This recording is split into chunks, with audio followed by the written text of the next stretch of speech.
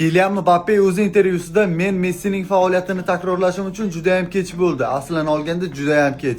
Lekin menga Ronaldoning karyerasi Ronaldoni bosib o'tgan yo'li yaqinroq va men uning faoliyatidan ilhom olaman deganda juda ko'pchilik tahlilchilar buni noto'g'ri talqin qildi. Ya'ni Messining faoliyatini takrorlab bo'lmaydi, Messining betakror ekanligini Kylian bilgan holda Ronaldoni qilish imkonli bo'lgan yo'lini tanlamoqda degan gaplarni chiqargandi. Aslan olganda bu juda ham noto'g'ri fikrlar. Kylian Mbappe kimnidir yaxshiroq, kimnidir yomonroq ko'rsatmoqchi emasdi. U umuman boshqa maqsadda gapirdi bu gapni. Hozir sizlar bilan Kylian Mbappening mana shu fikrini biroz tahlil qilamiz va Ronaldo va Messining faoliyatiga ham bir qo'r nazar tashlaymiz. Undan oldin kanalimga obuna bo'ling. Bu futbolga oid eng yaxshi sahifalardan biri. Unda boshladik do'stlar.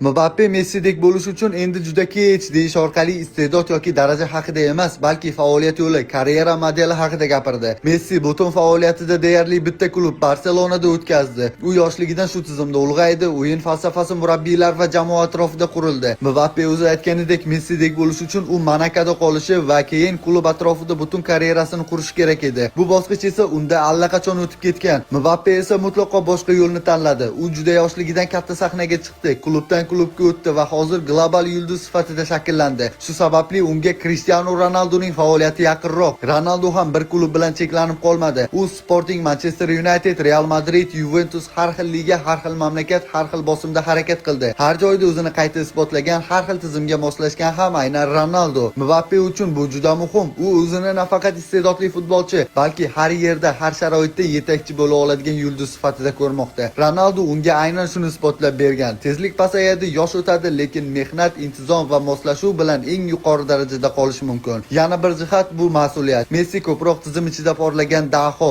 Ronaldo esa jamoa qayerda bo'lishidan qat'iy nazar natija talab qilinadigan futbolchi edi. Mbappe bugun aynan mana shu bosim ostida yashayapti va bu rolni o'ziga qabul qilgan.